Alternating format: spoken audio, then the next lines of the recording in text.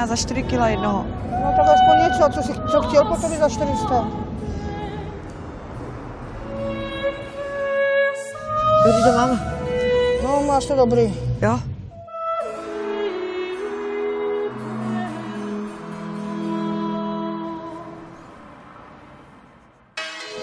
Mít nějaký velký barák.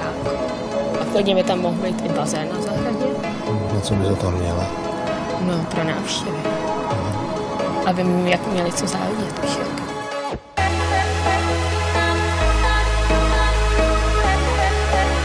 Mám tě rád, ale hrozně tě miluju a koukej na věhnu. A tě nebudu hledat, jde v prdeli za Prahou.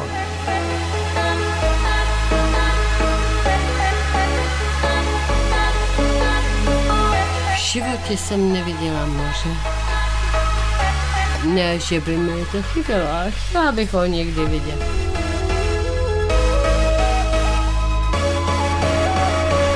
Od kolika let zase začínal fotovat? Ve 13 hrách. A ty musíš dát dál. Podívej se, já taky žiju v noci, ale abych to přeháněla tak jako ty, jako... Co mi závidí? Že už nemám nic.